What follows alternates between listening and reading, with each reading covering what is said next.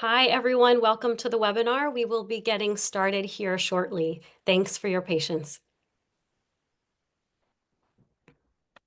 Okay, I'll get us started. Well, I want to say a warm welcome to everyone. Thank you so much for joining the How to Become a Lifeline webinar hosted by the National Religious Campaign Against Torture in partnership with Solitary Watch.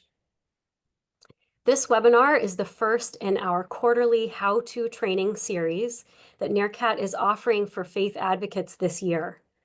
Through this series, we want to provide you with practical tools for getting more meaningfully involved in our work to create a torture-free future for all. My name is Laura Markle Downton, and I serve as the Director for Faith and Community Engagement for the National Religious Campaign Against Torture.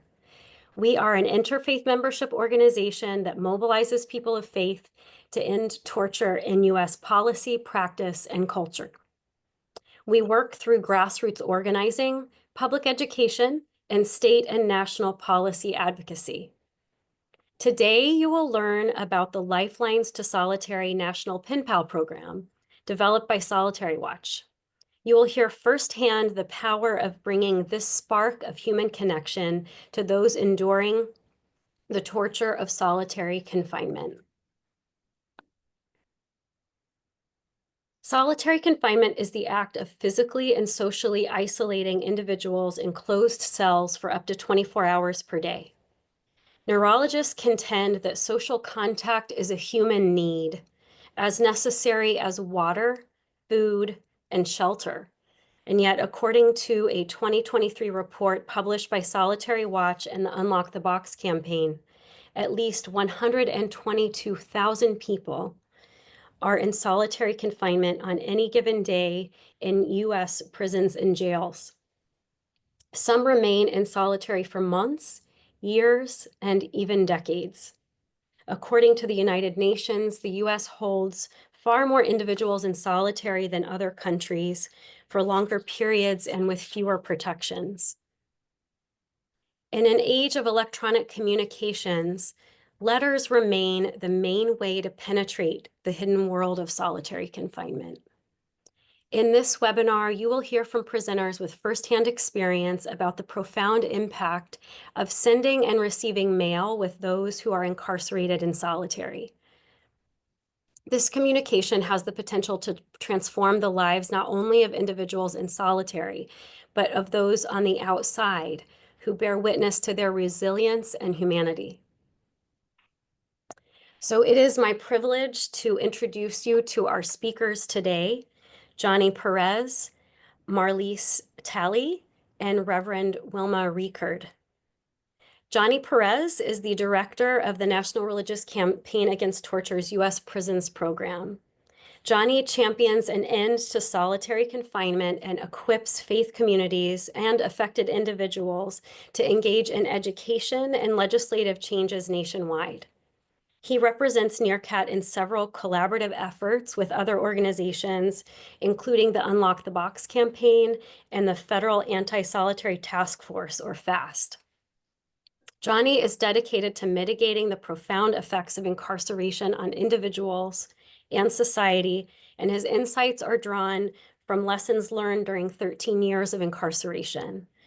Johnny wears many hats, including that of devoted father, mentor of formerly incarcerated students, and photographer.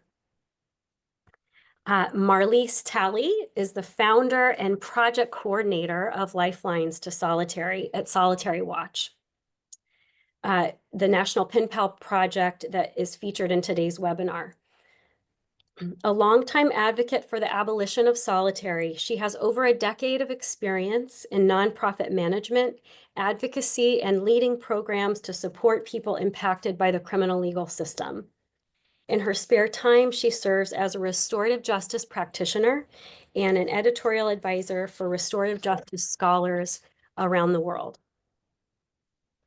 And next is Wilma Reichard, an ordained United Church of Christ minister who spent the majority of her ministry in hospital and hospice chaplaincy. During a conversation with NRCAT's executive director, Ron Stieff, She asked of ways to support incarcerated folks, and Ron told her about Lifelines. On January 6th, 2017, she sent her first letter to a pen pal in solitary. And to this day, their correspondence continues. So with that, we will hear first from Johnny as he sets the stage for us in terms of what people experience inside and what it means to receive mail while you're in solitary confinement. Thanks so much, Johnny. Nice. Thank you so much. And thank you for everyone for being here and for making it today. This is a sort of like a different talk for me. So I'm actually super excited to share some of these experiences and to talk about why it's important, to kind of create these lifelines. So, and also thank you to Solitary Watch for creating and leading this program and Marlies and your leadership. When we talk about becoming a lifeline, I want to start by saying this, that solitary confinement isn't just physical isolation. It's also the isolation of the mind, it's the isolation of the soul in some sense. Like your spirit feels isolated. It's about being erased while you're still alive in some senses. It's about waking up to silence every day, knowing that you can scream at the top of your lungs and no one can still hear you. It's not in my intro, but I also spent a total of 3 years in solitary confinement. That's 1,995 days without meaningful human touch, without meaningful conversation, um, without many signs affirming that I still mattered in many different ways. And over time, some of the psychological impacts of that is that you do even your own voice starts to feel foreign or even too familiar. You start to talk to yourself. You start to not talk in full sentences, if you will. Count the bricks on the wall. Read the ingredients in whatever you have, whether it's a toothpaste or any type of other reading material. More importantly, you really do start to feel alone, not just physically, but really isolated. And then the fear comes. You start to think about, well, what happens if something happens to me in here and no one would ever know or would ever find out? During 9/11, there was entire, of course, nationwide lockdowns of prisons. I wasn't in NRCAT yet. The future didn't know.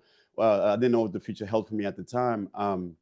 But entire prisons were entirely locked down, and there were correctional officers who left their job. We saw the same thing during Hurricane Katrina.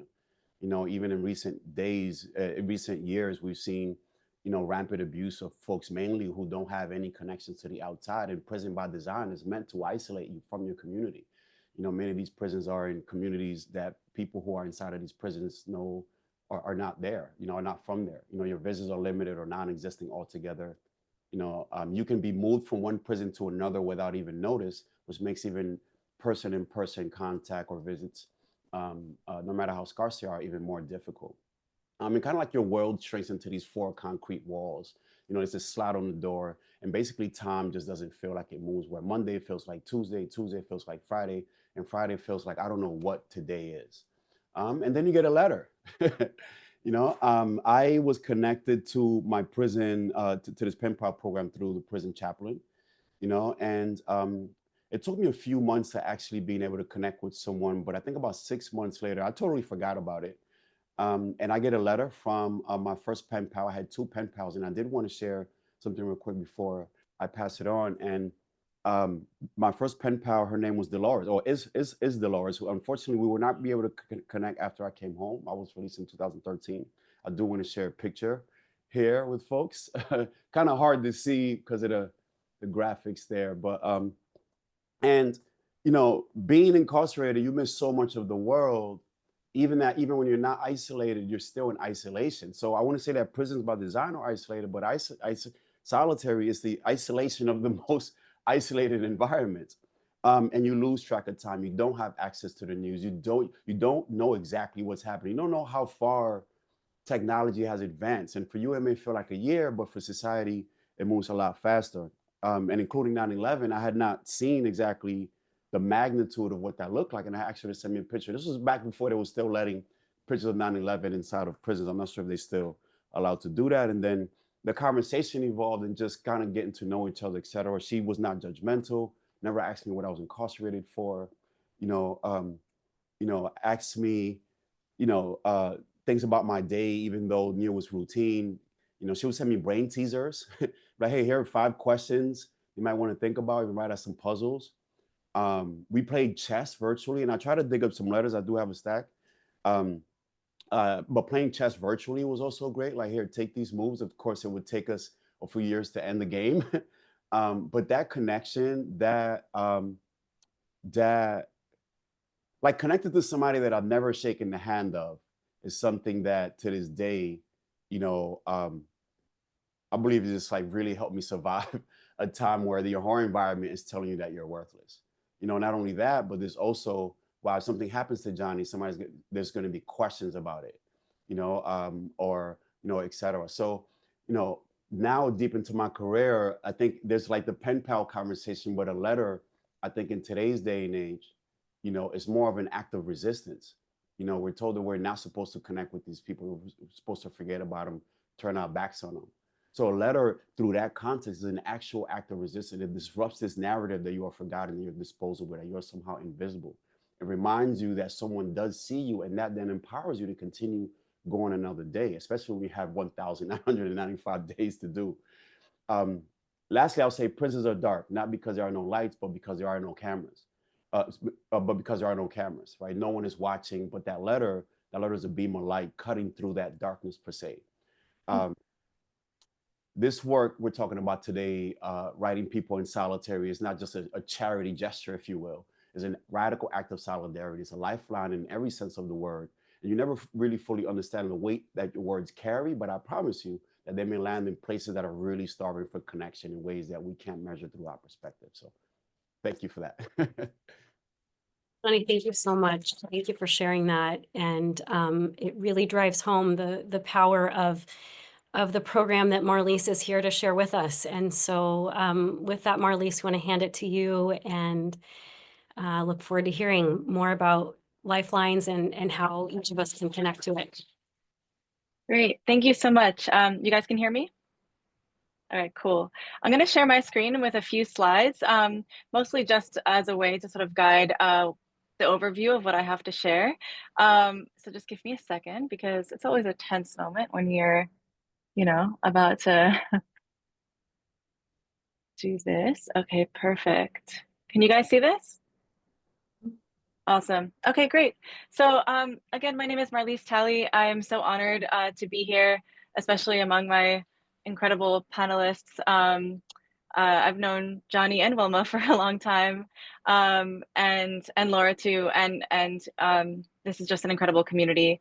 And I always feel better after speaking or being with a member of the NRCAT sort of space. So I want to share about this program that I founded 10 years ago now in 2015 called Lifelines to Solitary. It's under the umbrella of an organization called Solitary Watch, and I'll explain a little bit about that.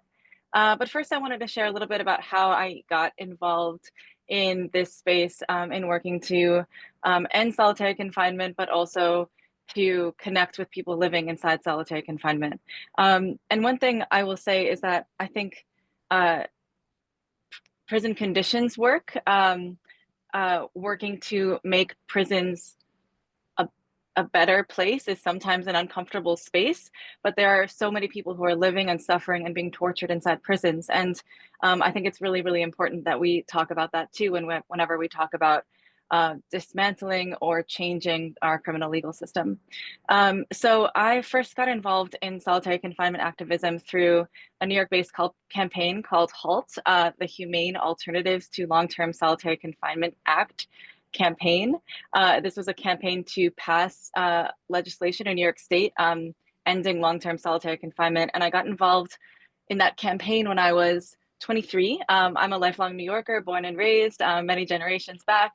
And I was working for a New York organization called the Correctional Association. And from there, I joined these really early meetings to try to put together a coalition of people who would fight for this bill. And over the course of 8 years, we did succeed. And I want to show you some, this was a slide that I had to sort of ground us in the reality of what we're talking about. It's horrifying. But through this activism, I went up to Albany many times. Maybe several of you did as well. I know Johnny did for sure. We went up to Albany to fight for this campaign to end torture in solitary. These were over the course of many trips to Albany to fight. Some beautiful comrades here. You see that, Johnny? This is my dad. A lot of my family members and loved ones joined me as well. And it's because I was sort of becoming politically aware of this issue. And my family had always sort of been activists and taught me to fight for justice, but I didn't really know about this issue until joining this campaign. And it just moved me to my core that there were so many people living inside this kind of hell and this kind of torture. And like Laura and Johnny said, this is a form of torture. You know, there are many ways to sort of define that are either very specific or very nebulous, but I mean, I guarantee that any of us one day in this place, it would be very traumatic, but the United Nations has said that any time spent after 15 days is considered torture. The United States currently has no federal or state-based rules against what can count as a reason to be sent to solitary confinement, and there are no limits. So the United States puts people in solitary confinement for weeks, months, years, as we've heard from Johnny, or decades. And the people who survive this carry that with them the rest of their lives. So from that activism, I found Solitary Watch, which is led by the incredible, fierce, maybe the fiercest woman I've ever met in my life, Jean Casella. And Solitary Watch as an organization is mostly a journalism organization. They're a watchdog journalism organization founded in 2009. We work to uncover the truth about solitary confinement through mostly journalism, information awareness campaigns, and authentic storytelling. Most of the storytelling comes from people inside. So we have many pieces of our organization that is dedicated to elevating voices inside solitary. So we have incarcerated journalists, we have letters that are published on our website about what it's like to be in solitary. So if you'd like to dig further into this, solitarywatch.org is a great place to go. And I got involved with Solitary Watch, and Solitary Watch was obviously a big part of the HALT campaign in New York, even though it's a national organization. And one of the early projects that Solitary Watch launched is a project called Photo Requests from Solitary. So what we would do is we would send, you know, as you can imagine, being in this place all day long for months, years, decades, you're looking at gray and you're feeling nothing, you're feeling gray. And all you have inside, you know, to get out of this gray is your own imagination, which you have to safeguard and protect. And so we would ask people, if you could see anything right now, if you could look at anything, what would you want to look at? And that's how we launched Photo Requests from Solitary. So we sent these request forms into prisons, into solitary confinement cells from people on our list who would write to us. And we said, would you like to request a photograph? If so, fill out this form and describe a photograph you personally would like to receive.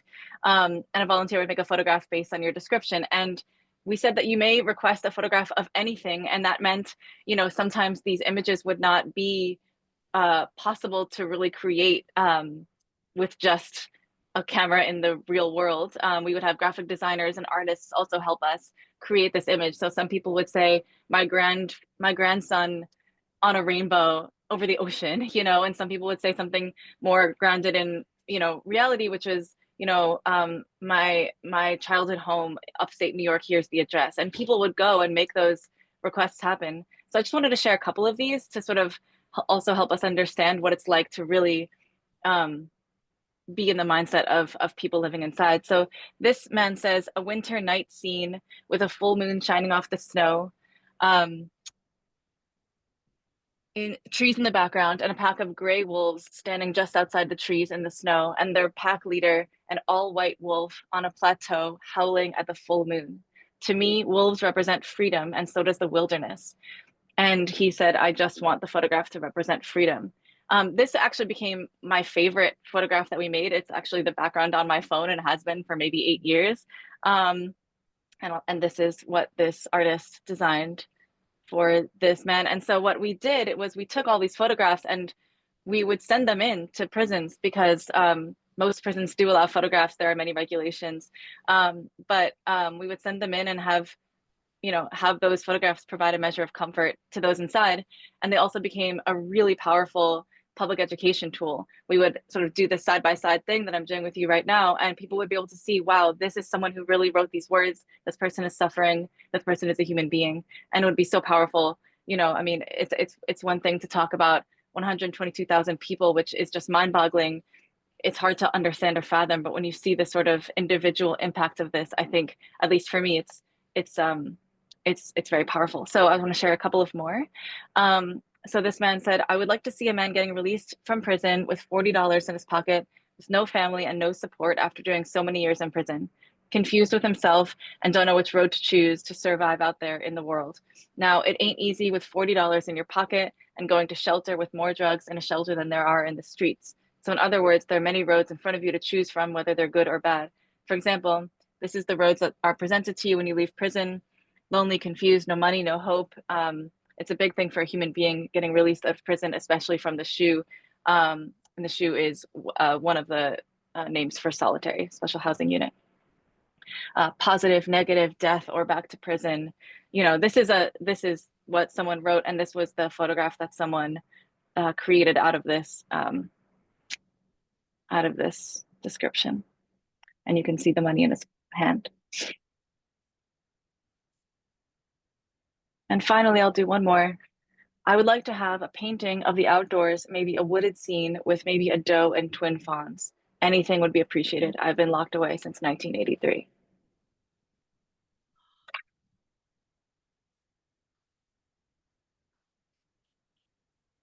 Sort of a combination of a photograph and graphic design. So I hope that's maybe useful is the wrong word, but I hope that illuminates some of the human realities of what we're talking about. I think this project is really beautiful. And we would bring blown up images of these photographs and also the photo request forms, and bring them to Albany and bring them to the streets and bring them to New York public libraries and try to get people involved. And these people were on the Solitary Watch listserv, so to speak, a mailing list, to get our newsletter, because people are allowed to receive letters. And we had so many people writing to us asking about the newsletter, and I would just see, in Jean's house, I would go to Jean's house and I would just see these stacks of these letters, and I just thought, like, can I write to some of them? And Jean said yes, and I would write to some of them, and I would tell people, and they wanted to write to them too. And I asked Jean, like, what about this pen pal project? And she was like, if you can do it, like, go for it, but I don't have time for this. And so I just tried to launch this, and originally it was very small, out of a Brooklyn PO box, and I'm based in Brooklyn. I originally just had my mom and my aunt, and I wanted to prove to Jean that I could do this, that this could be gotten off the ground. And as you can imagine, it's a complicated project. And so 10 years later, we have thousands of people on our pen pal list. We've expanded, so now our PO box is in Washington, D.C., which I will explain.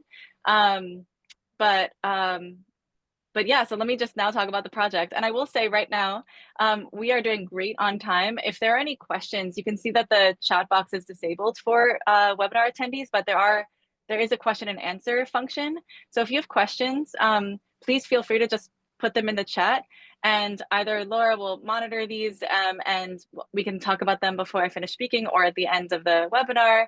And in general, if you have questions that you don't want to put in the webinar, I will provide my email address at the end of this, so feel free to save them as well. But yeah, feel free to put them in. So this is how Lifelines to Solitary got started. This is a real photograph of just bundles and bundles of letters that I was seeing in Jean's apartment that sort of was inspiring to me. So I'm going to give you a quick overview of the project. No need to, all of this will be covered in guidelines that I will send to you if you are interested in this. So feel free to just sort of take it all in. But so as I said, it began in 2015. And originally we did start with a lot of groups, church groups, or groups of people who are connected over some affiliation. Universities, that was a big one too. Johnny and I went to a couple of universities and churches, took our show on the road. And we've since transitioned into, we love when people sort of join or are interested in the project as a group of people who are committed to maybe to writing together, maybe talking about this together. But the way that we are working now is I'm signing up everyone individually, even if they are affiliated with a religious, organization, a church, a campaign, or a university. So everyone does get signed up individually. It's just easier for me to keep track of how everyone's doing and whether or not people are getting letters back. We must be 21 and older to participate. Originally it was 18, but a lot of university students, college students were signing up, and the sensitivity around it, we found it was just better to have them be a little bit older. So the way that we work, we are the only prison pen pal project that offers a measure of anonymity and privacy protection. So we require a last name alias when you sign up. This was not the case in the beginning, but we have since found that it just makes people more comfortable for that to be a requirement. And we use a separate return address, and I will talk about this more. But this is the PO box in Washington, DC. So I'll explain how that works, but it is a way for us to, we are the only people, myself and one other person are the only people who have access to your private home mailing address. And that way people can sign up without feeling like they have to, that they have some sort of form of confidentiality. And we do not screen on the basis of crime. So we do not, anyone who is in solitary who requests to be put on our waiting list and from inside can be put on our waiting list. We do not have a requirement of a certain type of crime that would allow you or disallow you to be part of this project. I have some tips that I've gathered over the years of monitoring this project and talking every single day with people who are pen pals on the outside, who are sort of wondering and having questions and struggling with different issues. One is use white paper and a white envelope. It's the safest way to get inside. Different states have different regulations. The federal system has different regulations. As you may or may not know, the United States, despite I think a lot of maybe misconceptions about this fact, we have very few private prisons, almost zero. Basically all of our prisons and basically the entire punishment system in the US is public. So state run and federally run, and it is very costly. It's extremely expensive. The United States is not making money off of this. We are spending so much money to put people inside and torture them. All that is to say that each state has a different set of regulations around how to receive mail for people inside. Those regulations, as I will talk about in a minute, have become more and more draconian and onerous for both people outside and inside. And so it is just the easiest way to sort of get your letter inside is white paper, white envelope. Okay, we can talk about more of that, about that. Do not send stamps or extra letter supplies. One of, I feel like we didn't even scratch the surface basically about, the realities of being in solitary.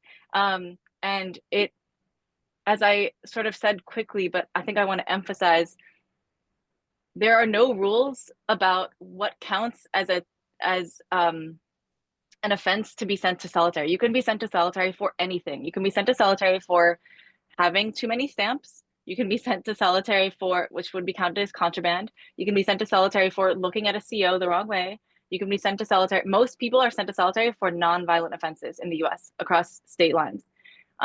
It's really, truly horrifying. So the horrifying reality is that any extra letter supplies or extra stamps sent in can count as a reason to punish someone further. And I know that's the last thing we all want to do.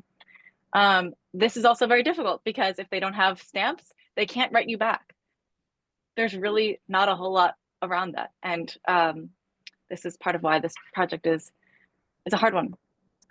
Typed or handwritten, people ask me this a lot, and I'm always just like, whatever, it's easier for you to write and get that letter out in the mail, do that. If it's way easier for you to type, a lot of people don't handwrite letters anymore. Just do that. Sometimes I say, if you want to do a little PS, that's like, handwritten, that's kind of a nice personal touch. But as long as it is easy for you to get it out, into the world and inside that prison, that's what you should do. Ask your pen pal questions. This is, I suppose an obvious thing, but I think there's sometimes nervousness around what should I even talk to my pen pal about, because their reality is so different from mine and so much less free than mine. But they are still a person, and they have favorite books and favorite movies and things that they dream about or think about, family histories, or, something that just get to know your questions, I think is a great way to start. And definitely feel free to talk about yourself. Now, of course, especially in your first letters, before you build some trust, and I know that Wilma and Johnny might be able to talk about this more, it's better to sort of keep things, a little bit more general. But it is okay to talk about yourself. And another question I get a lot that I think is extremely interesting is a question sort of similar to this general thing of, is it okay that I talk about my vacation? Is it okay that I talk about these bright, beautiful spots in my life? And what I always say is, your letter is allowing someone inside to have a different understanding of what the world is. They already know they're in solitary, and your letter about your vacation is not going to remind them of that further. But what it will do is, we'll give them sort of a path. Yes. Is that a photograph of your pen pal's vacation? That's awesome. It'll allow them to travel there with you a little bit. I mean, it'll allow them to ask questions and to sort of get some stimulation and learn maybe about a different part of the world that they've never been to, or, build that rapport also. So I think that's important to talk about. Some challenges that we've had with the program, and unfortunately, these challenges have been increasing. As you can imagine, this is a labor of love project. I have been sort of ushering this project along, alongside my full-time work for 10 years, and it's a hard one. I mean, solitary confinement is the purest expression of the United States punishment paradigm. It is the punishment that the punished people face inside. We'd already disappear people inside prisons. People in solitary are disappeared inside that place of disappearance. It is really hard to know if someone received your letter. It is really hard to know if they're not responding because they don't have a stamp, because they don't feel like it, because they feel, mentally unwell and not in a space to respond. Did they not receive your letter because they weren't given your letter, because they're being illegally punished? They have a legal right to mail, but that doesn't mean that they always get mail. So there's a lot of challenges with this kind of project to begin with. Mail delays have been increasing across the country. I've gotten so many more emails over the last few months, last even maybe year, that have said, I used to get mail more regularly from my pen pal, and now it's taking, weeks or months longer just to get my letter. And we have reason to believe that these are intentional slowdowns inside the prison mailrooms, that this is just not a priority. But mail can be delayed for so many reasons. Not to mention that, the United States Postal Service, as a federal agency, is under threat by this current administration. And so that's also part of this. Withholding mail as punishment, that can happen. There's a growing use of private sector mail processing centers. This is very interesting. If anyone's interested in reading more about this, I think it's the Prison Policy Initiative has an article about this, but more states are contracting what they're calling a mail processing center, either inside the state or in a totally different state. So like, for example, North Carolina's mail processing center is in Phoenix, Maryland. And so what it means is, I send my pen pal a letter, but not to the prison, to this mail processing center. That mail processing center sees my pen pal's name and ID number, opens it up, scans it, takes this kind of bad scan of the letter, puts it in another envelope, and forwards it on. This is kind of like a bad faith mirror of what we do for the project. And so you can imagine how much longer it will take to get the letter for someone who's inside. This also means that, greeting cards from kids or grandkids, Christmas cards, drawings, from children, from loved ones, these are all going to be scanned and sent. I mean, kind of an insult, to injury kind of thing. It's a really crazy trend, and it is disturbing. Increase in mail regulations. Generally, I talked a little bit about that, but generally people are allowed photographs, they are allowed postcards, but this really changes prison by prison, and your pen pal will generally be the best source around what is allowed and what's not, like what size photographs or anything else. I've seen a lot of those kinds of things get rejected in recent years. And as I said, it's hard to know what's really going on. It's an opaque system on purpose, and they don't want us to know what's going on. So it's hard to know if someone is not responding for a specific reason or not. Okay, so this is the last part of this presentation, and then later on in the webinar, I will share my screen again just so that you can see my contact information and ask me more questions or sign up if you're interested. But this is generally how it works. So first, I will send you your pen pal information. Then you write a letter directly to your pen pal. Now, as I said, this could be directly to a prison, or it could be to one of these mail processing centers, depending on what state your pen pal is in, but you write a letter directly to them. But instead of a return address that's your own, you'll say a return address with your last name, alias, and our PO box. So your return address will be, Laura Thomas, and then our PO box in DC. Now, my colleague in DC is the only other person who has access to your personal information, and we then mail your letter to your real mailing address, wherever you may be. Okay, great. I will stop there unless, Laura, you think there are any questions. I can't really see the panel. Wonderful. Thank you, Marlies, for such a thorough presentation and for grounding us so clearly in the process and what it looks like and what to expect and why it matters so much. Next, we're so excited to hear from Wilma, who, as I mentioned at the outset, sent her first letter to someone in solitary in January of 2017. And Wilma, really eager to hear from you about what your experience has been. And as you're speaking to people who are considering getting started, I know they're eager to hear from you on what they should expect and be thinking about. Thanks so much. And I just, first of all, I just want to say to each of the panelists, I am being educated as we speak and am grateful for your insights. And Johnny, I love the image of a little light in a lot of darkness. And I really pray that that's what's going on. I want to talk about, as you said, I started this on January 26th in 2017.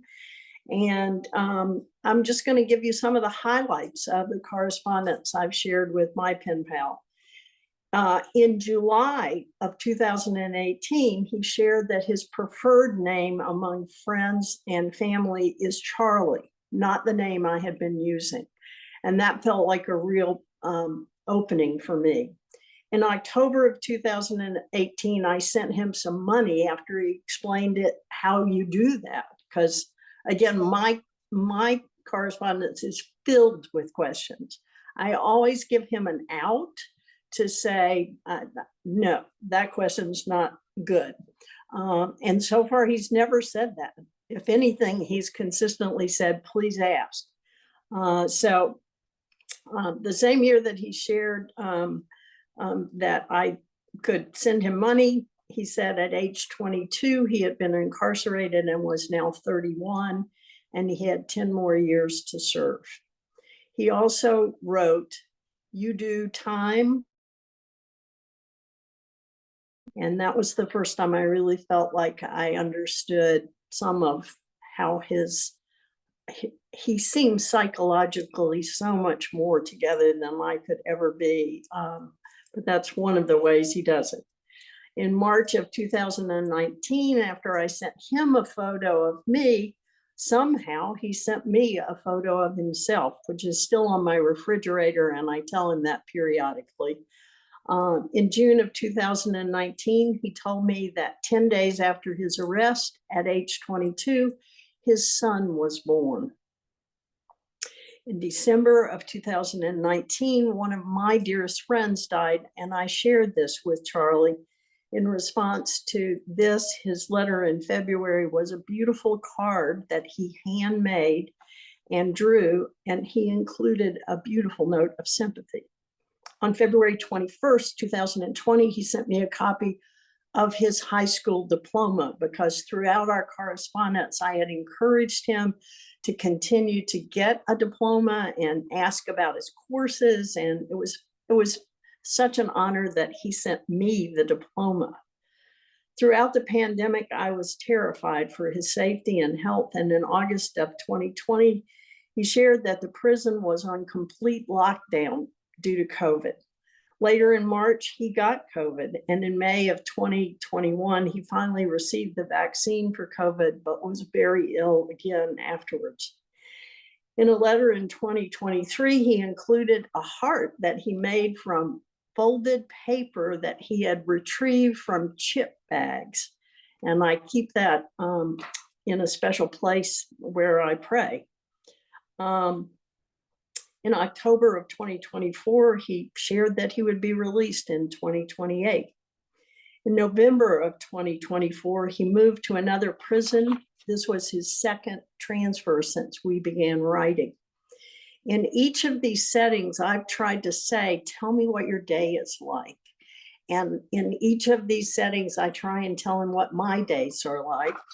One of the things that I'd recommend is that I made a copy of every card or letter I sent him, and I've kept his letters, partly because it keeps me honest about what we've already talked about, but also it's a way for me to make sure I don't send the same picture or same information. Marley was great about talking about sharing our lives, and it's clear to me that my sharing of travels, books that I read, things that inspire me, really, if anything, he relishes it. I recently went to Greece, and after I told him a bunch about Greece, he said, "What does feta cheese taste like?"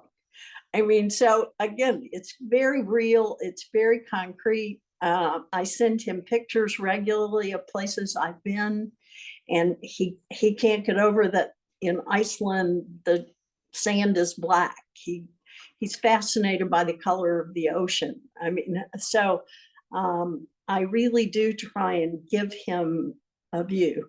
I didn't know about the photography project, and that sounds magnificent, by the way. I've told you some about what I did, but I want to explain some of my process. I did choose to share about travels thanks to Marley's invitation, and I have not written on white paper or used white envelopes.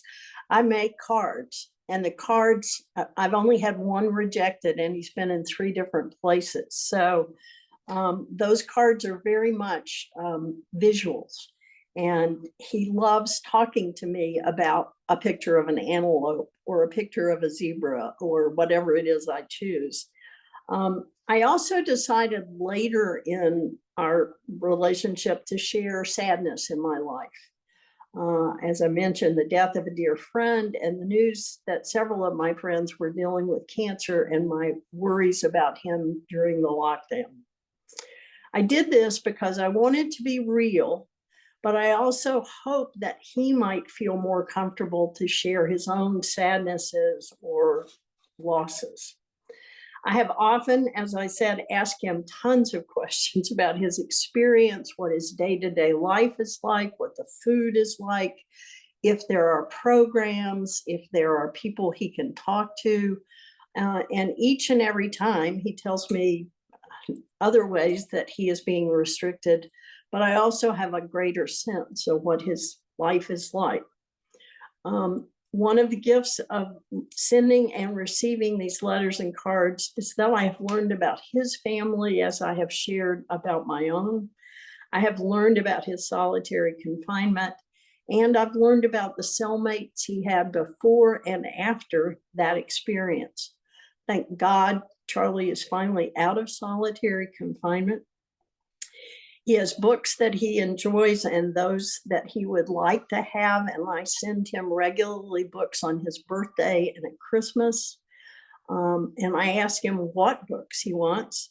And I did learn from our relationship that you can't send a hardback book. They all have to be paperback, and you only can send through Amazon. I mean, there's so many restrictions, but I encourage you, as Marlie just did, to ask your pen pal what those are so that you don't make the mistake I did and send him a dictionary. It's hardbound. I am moved that every letter I receive from him, he thanks me for my kindness. He thanks me for my friendship. And he thanks me for writing. I promised these people I wouldn't cry today, but it is such a privilege to be in touch with somebody who is under such pressure and has contact with his family now that he's out of solitary. But again, I feel like regularly he says, I don't have friends anymore because I've been here too long. So his family is his main source of support, and letters from me. So I am grateful, and if people have questions later, I'm glad to try and answer them. Wilma, thank you so much. Thank you for sharing from the heart, and for all of the creativity and authenticity you've brought to this. It's teaching all of us what it means to show up for this as your authentic self, and the friendship that you and Charlie share is a really beautiful one. So thank you for sharing that with us. We have an opportunity now. I want to open it to Wilma and Johnny in conversation for just a few minutes, with a reflection question of just what is one thing that you'd like others to know about living in solitary confinement? And beyond that, are there any unexpected joys or surprising moments from your experience as a pen pal that you might want the rest of us to know?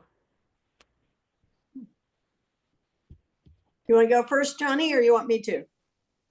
Well, I have a quick reaction to just hearing you talk. You know, it's like I'm literally hearing some of this, not some of this for the first time, but as you can imagine, like, you know, you probably think about, wow, I wonder, like, you know, whatever that looks like on his end receiving it, you know, and the person inside also thinks about, like, I wonder what it looks like on the other end receiving this letter, you know, like, are my pictures hidden? You know, is this person talking to others about, you know, our correspondence? You know, I was locked up young as well, you know, 21 years old, you know, so there was a lot of things I didn't even know about the world that actually allowed the conversation to go for so long. We were pen pals for at least like 6 years at least, you know? So I had a lot of curiosity about the world that I just wasn't able to explore as a free person, that I was able to gain information through our correspondence, through our talking.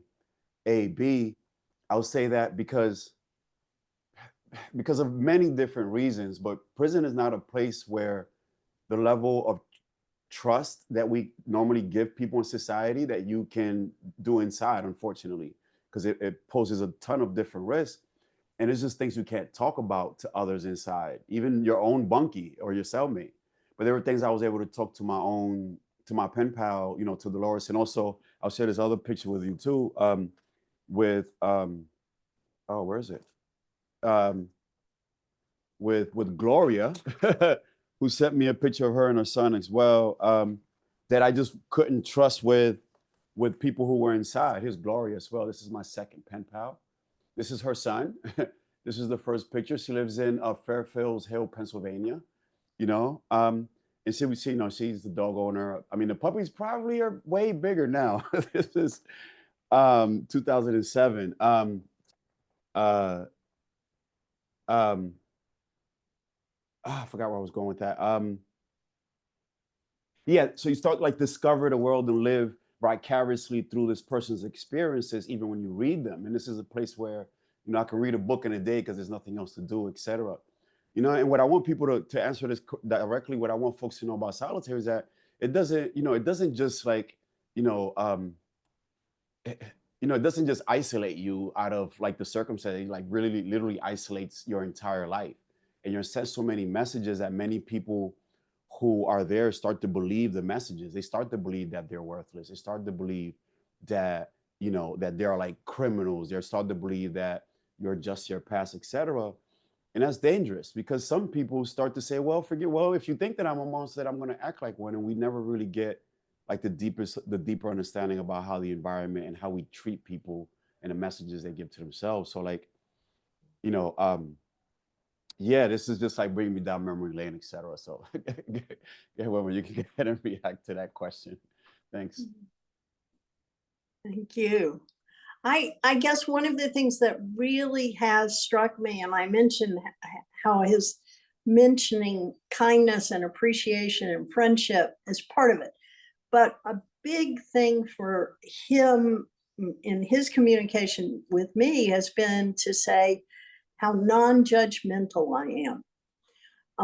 And that is not to talk about me as much as his fear that people have put him in another box, that people that know that he has been incarcerated will always think about that instead of who he is. And he regularly has said that he can't he can't imagine how to deal with people who will only judge him as a previously incarcerated or currently incarcerated person. The other thing that I have tried to do, and I see it, I feel like it's kind of sowing seeds and some things are growing, but telling him how impressed I am by his resilience, telling him that I appreciate that he continues to, he works out every day. Even when he was in solitary, he worked out in that horrible little cage.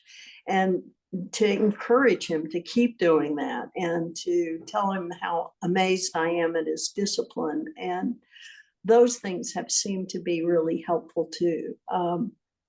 So again, to be, I hope, somebody that's an encourager, because I can't imagine having the courage that it takes to be in that predicament. Thank you both. Thank you, Johnny and Wilma, for that. You know, I think there are, Marlies has said it before today, but you know, I feel like for people of faith who care about this issue, who hear about it and want to do something, it's so easy to get lost in the statistics. And I'm so grateful for each of you because you're grounding us instead in the humanity of one another. And that is really what the best of our faith traditions call us to, is recognizing that in each other, and supporting that and fostering that, that of the divine that is in every single one of us, and that prison does not take away, and that a sentence never takes away. So thank you both for that. Marlies, I know that you have some next steps for us. I know that people are eager to get their heads around, all right, if I'd like to get started, what do I do next? What does that look like? And so I want to turn it back to you to lead us forward. Thanks, Laura. And thanks also for that brief exchange, Johnny and Wilma, like really got me kind of emotional. And I just, it's such an honor to sort of fight and work alongside survivors, Johnny. So I think you're amazing. but you know that. So I just want to take a stab at answering some of these questions before I share my contact information. Kyle, you said that this could be, the photo request project could be a great youth group project. I think that's an amazing idea. So Jean Casella, who runs Solitary Watch, I know she is working on expanding our photo request project now to a group of people in solitary in Louisiana, which is amazing. We have a contact down there who's going to support us on that. And so as that project continues and grows, that's definitely an interesting idea. If you'd like to email me about that or brainstorm with me, I'd love to talk more, and I can pass along that to Jean. John, you asked about any problems with requests for money or manipulativeness. And this is a great question because it's complex, of course. And so I'll say one thing is that I didn't mention because the project is just complicated and I wanted to give an overview.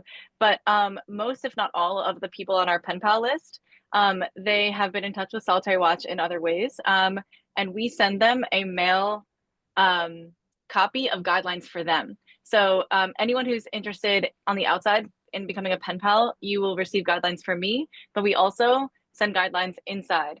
And those guidelines talk about what the project is for and what it's not for. And I will say requests for money. I mean, of course, as you heard with Wilma's history, some of these relationships have been going on for years, and there's a lot of trust and respect there. And some pen pals do send books or Christmas presents of commissary donations or money in other ways.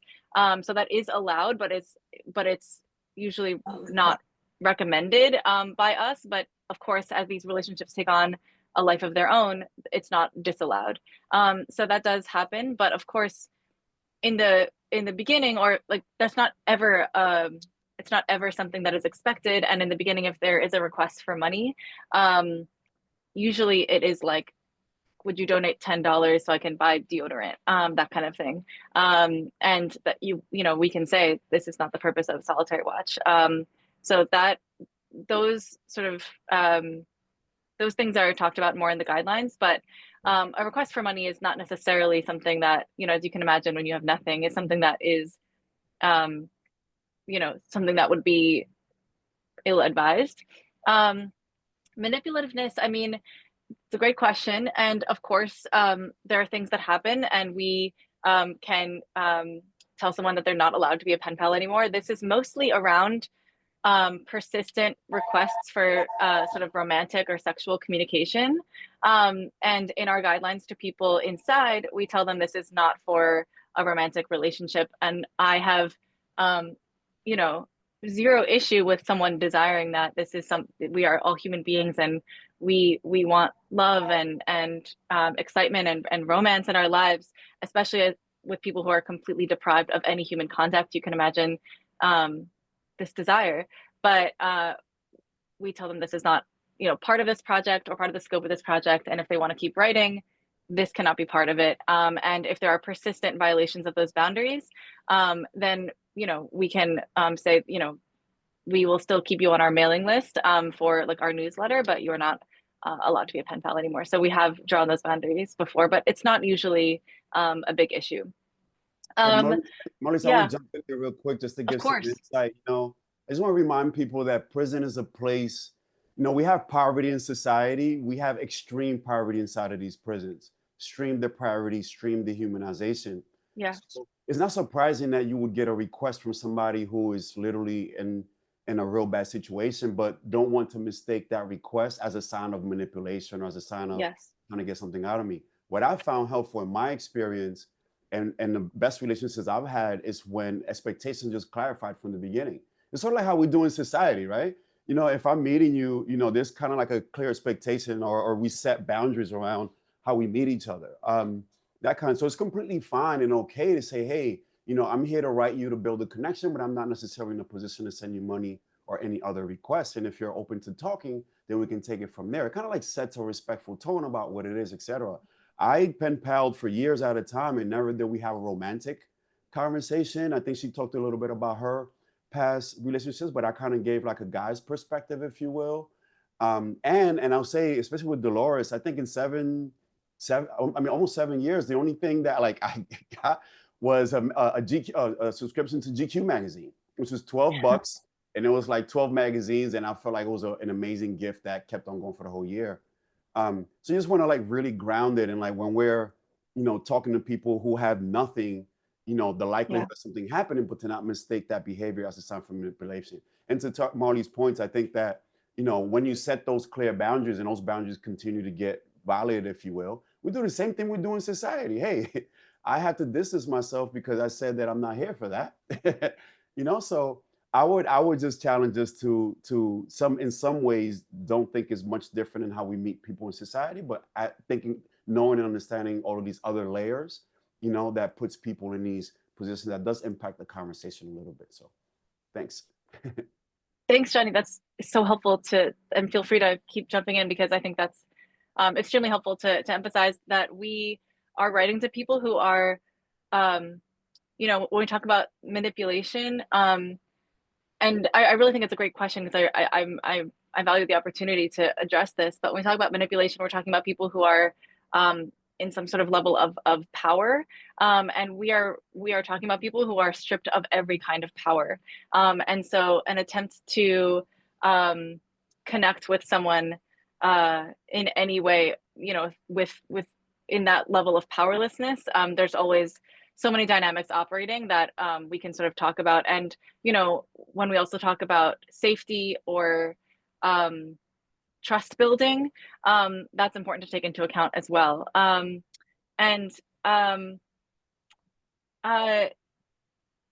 Dorothy, Dorothy asked two questions, and Johnny answered one of them, and I think his answer is great. We advise against, and this is in the guidelines to the project as well, but we advise against asking about the specific crime.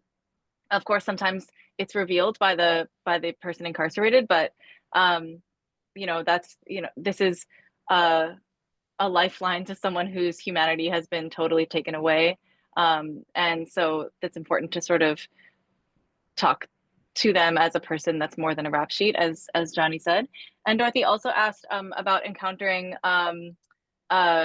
people who become nervous about communicating with outsiders. I mean, one thing is that if anyone has any connection to people inside on death row or in any other kind of solitary confinement situation, that I can add them to our list. Absolutely. I can get them a pen pal tomorrow. So that's one thing. But no, I think that there's like a lot of trust in this program now. What's really kind of interesting is that even though it's extremely hard to talk to people when you're inside solitary, it does happen. You can talk to people. I mean, Johnny can speak to this more than I can, but you can talk to your neighbors in multiple different ways. And I've received letters from people who said, I heard about your program from, someone in a cell next to mine. And I think that's incredible. So no, I haven't really encountered that, but of course, trust building goes both ways. And so that kind of slow, general question asking and getting to know people is really important. Darby asks about, is it helpful to share your own feelings about solitary? I mean, I think sure, but I think what's even more helpful is just asking questions about what does your day-to-day look like? How are you doing? How are you feeling? And then that can sort of come out that way. I think that's maybe even more helpful.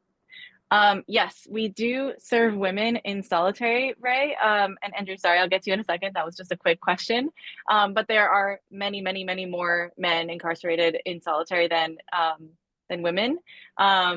There are more men's prisons than women's prisons. So we do have several women on our list. We have several trans people on our list, but it's predominantly men. And Andrew says that about the rationale of an alias last name and not getting mailed directly. Yeah, I mean, I think that, several people who have been writing for a long time, who have built a really strong relationship, they've cut out us as the middleman, and now get mailed directly. But I think this is a really important way to allow an open engagement with people in solitary and sort of remove that barrier of anxiety or of immediately giving your information and your name. I would not say that there are many risks. I mean, I have given my name and my address to probably at this point like thousands of people inside prison, and so have a lot of my colleagues at Solitary Watch. But it's just a way to engage with the general public who might not know a lot about this issue, and I think that's kind of important. Also, one thing that Andrew's question reminds me of is there is a whole separate ecosystem of communication inside prisons that have to do with tablets and electronic communication. People inside or outside the SHU, based on what prison they're in, do sometimes have access to a private messaging system that they have to pay for, and that is something that is not private. You have to register with like your real email address, or I mean, I guess you could put a new email address there, but your real name.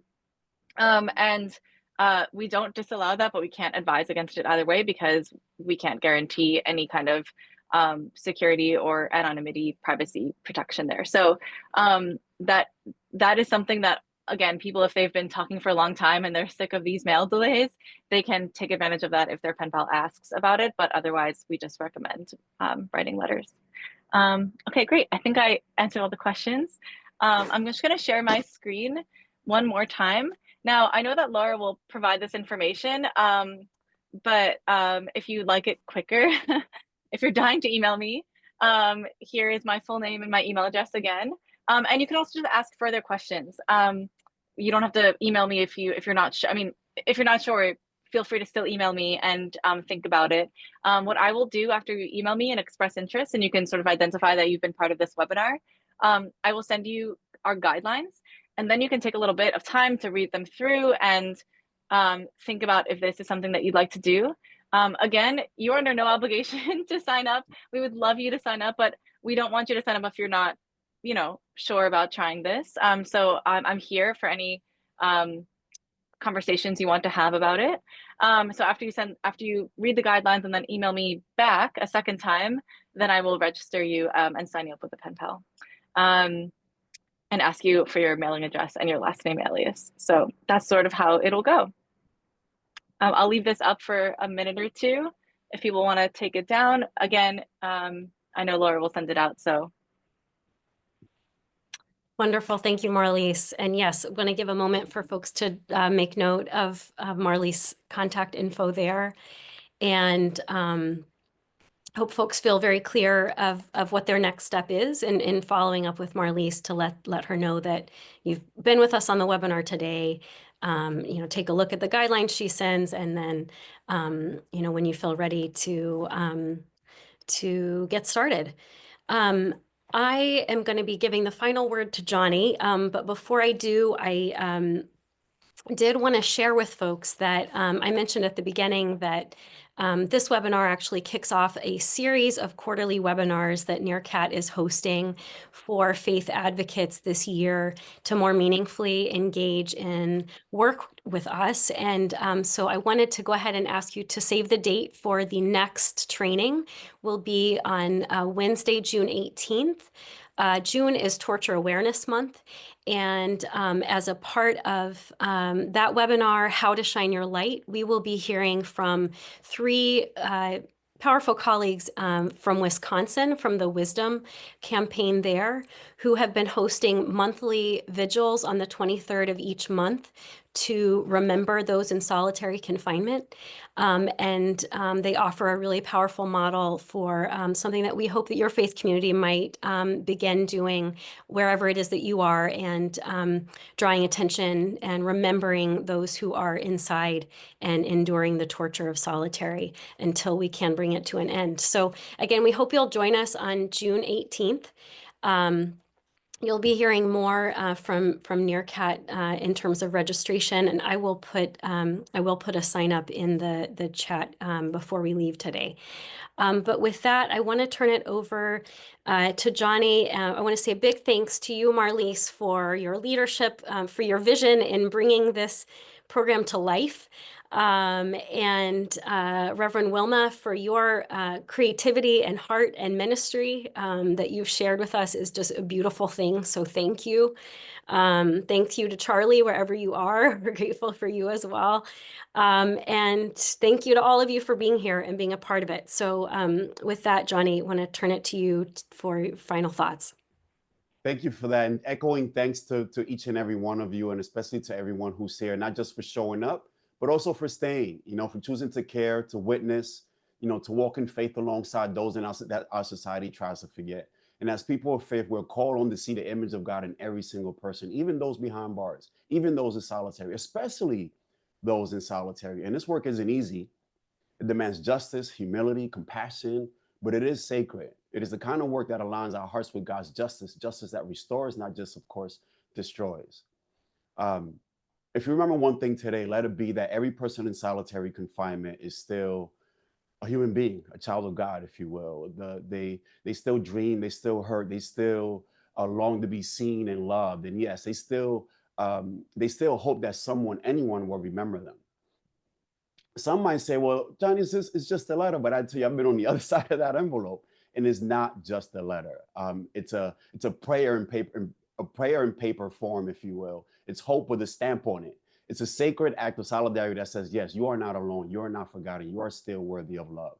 So I want us to keep showing up in that spirit, keep being the light to the darkness, and let's be the people who answer to God's call to love beyond just walls. And lastly, of course, let's be lifelines. So thank you. Peace and love. Amen. Thank you, Johnny. Thanks all.